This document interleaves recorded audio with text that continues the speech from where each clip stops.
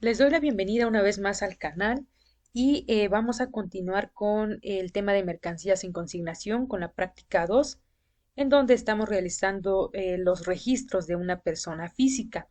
En la parte número 3 de esta práctica realizamos los ajustes a las cuentas correspondientes para determinar tanto el IVA como todos los ajustes necesarios para la determinación de los impuestos a la utilidad, de la PTU. Bien, ahora vamos a elaborar la segunda balanza de comprobación, en donde vamos a integrar todas las cuentas que fuimos utilizando a lo largo de estos ajustes.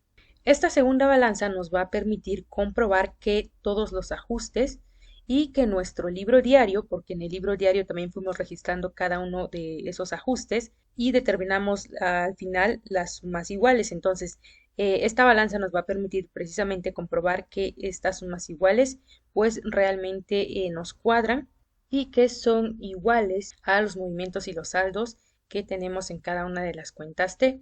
Bien, la estructura de una balanza de comprobación es la siguiente. Tenemos primeramente el encabezado, en donde se coloca el nombre de la persona o de la empresa.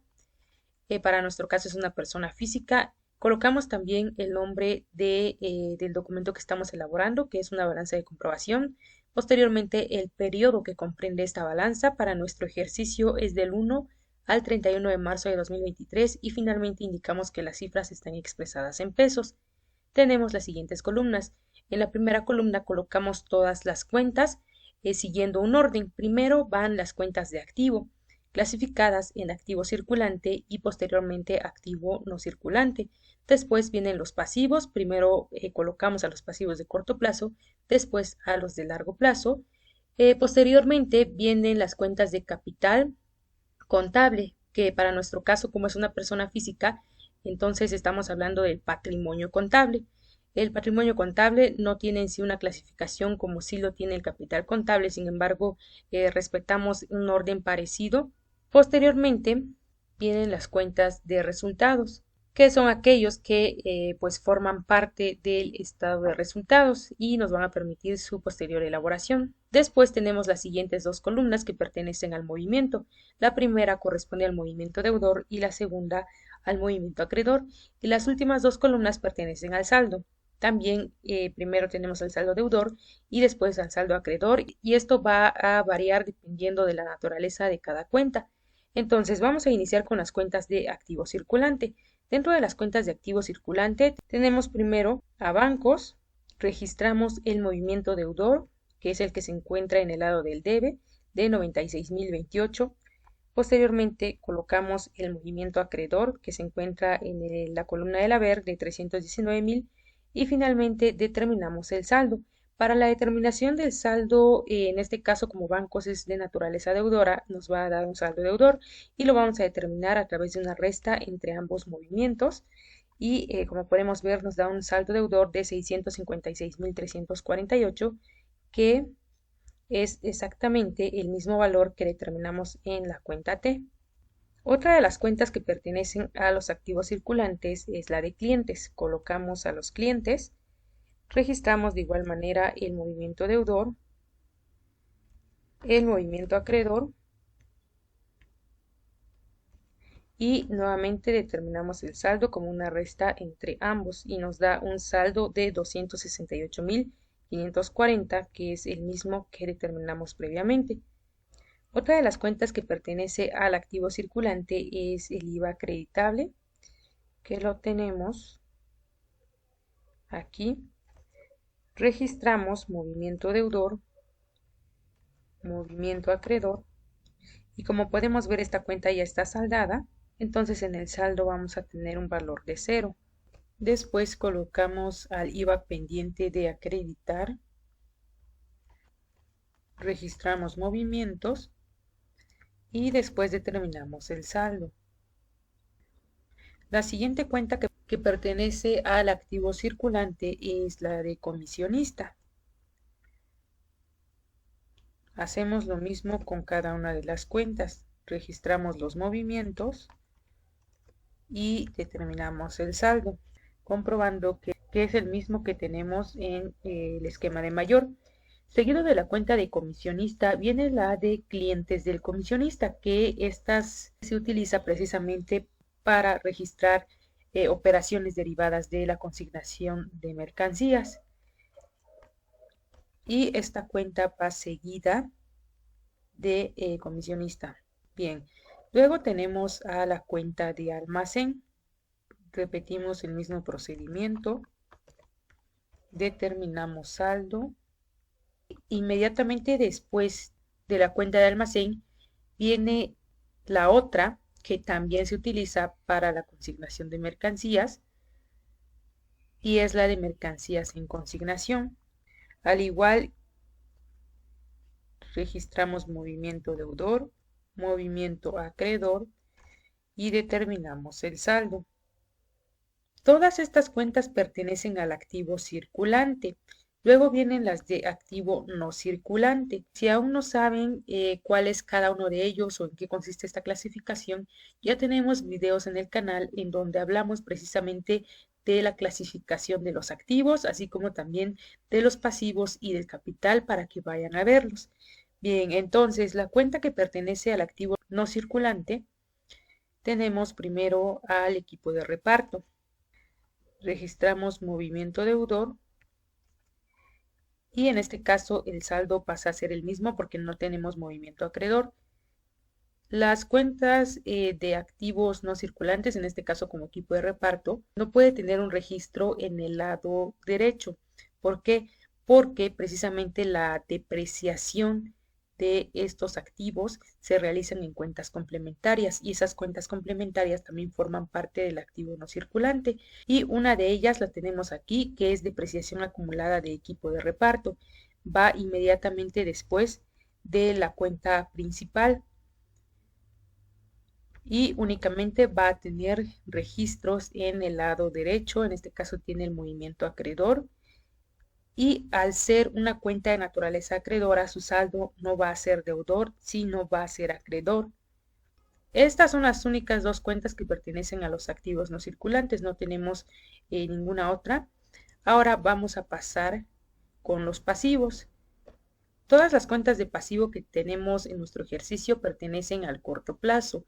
No tenemos alguno que forme parte del pasivo a largo plazo, entonces vamos a colocar todas, iniciando con la cuenta de proveedores. Registramos movimiento deudor, registramos movimiento acreedor y determinamos saldo. En este caso, como las de pasivo son de naturaleza acreedora, entonces su saldo va a ser acreedor y se determina como la resta entre el movimiento acreedor menos el movimiento deudor, es decir, una resta de valores inversos a lo que hacemos con las cuentas de activo o las de naturaleza deudora. Bien, tenemos también a la cuenta de documentos por pagar. Únicamente tiene movimiento acreedor y su saldo por lo tanto también va a ser acreedor. Después tenemos al IVA causado, que al igual que el IVA acreditable ya quedó saldado. Registramos movimiento deudor, movimiento acreedor y el saldo es de 0. Tenemos al IVA pendiente de causar. Registramos movimiento deudor, el acreedor y determinamos el saldo, que también es acreedor. Y las siguientes cuentas de pasivos son aquellas que agregamos o que fueron creadas a través de los ajustes. Una de ellas es el IVA por pagar. Registramos el movimiento acreedor, que va a pasar a ser también el saldo.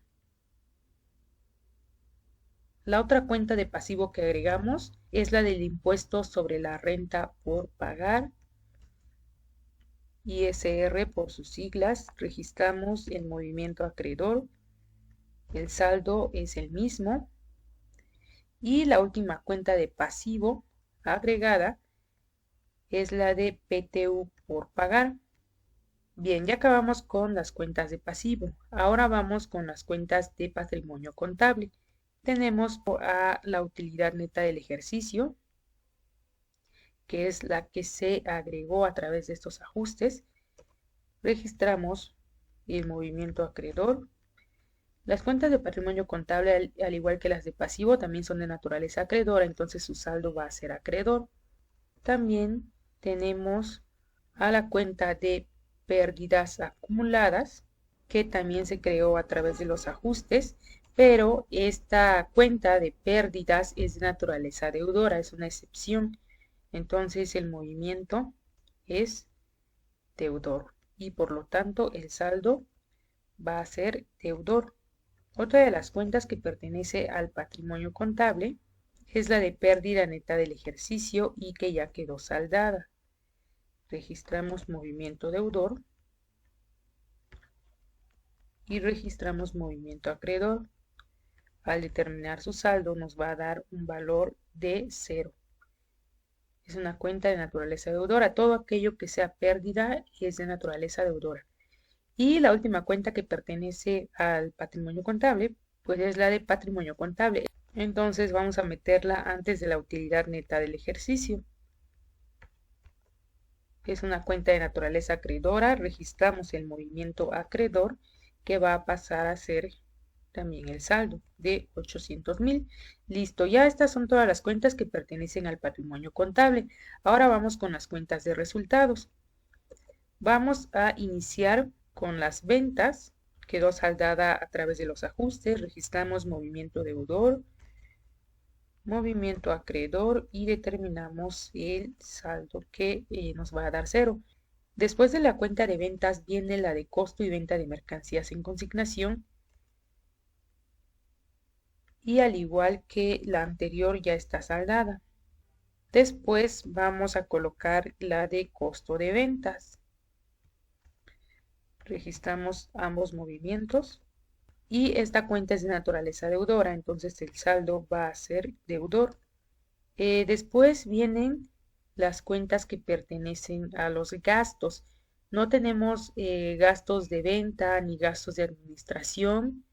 Entonces vamos a colocar la de PTU del ejercicio, que junto con la del impuesto sobre la renta del ejercicio son de naturaleza deudora. Después colocamos al impuesto sobre la renta del ejercicio y ya la única cuenta que nos hace falta agregar es la de pérdidas y ganancias, que también ya está saldada. Bien, ya en esta segunda balanza tenemos todas las cuentas, tanto las que ya teníamos como las que fueron surgiendo a través de los ajustes. Bien, ahora para comprobar tenemos que sumar las 4 columnas. Las 2 columnas que pertenecen al movimiento nos deben de dar exactamente la misma cantidad, mientras que las otras 2 columnas que corresponden al saldo también deben de ser iguales. Y el resultado que debemos obtener de las columnas de movimiento tiene que ser exactamente el mismo que determinamos al final del libro diario en las sumas iguales. Entonces vamos a obtener estos resultados. Y como podemos ver, ambos nos cuadran. Tenemos un valor de 3.725.229.14. Y ahora determinamos la suma de los saldos. Y tenemos saldos deudor y acreedor de 1.320.766.94. Como podemos ver, si nos cuadra, indicamos que nos está cuadrando colocando estos dobles bordes, como lo podemos ver al final de la balanza de comprobación. Y bien, una vez que ya nos aseguramos de que nos cuadran estas cantidades, ya podemos elaborar los estados financieros.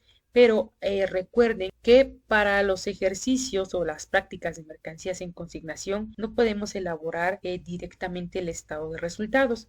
Eso lo explicamos en la primera práctica de este tema, porque precisamente al registrar consignación de mercancías tenemos una cuenta que se llama costo y venta de mercancías en consignación, que como lo explicamos en la teoría al principio de este tema, es una cuenta que integra tanto los ingresos, es decir, las ventas, como los costos y los gastos.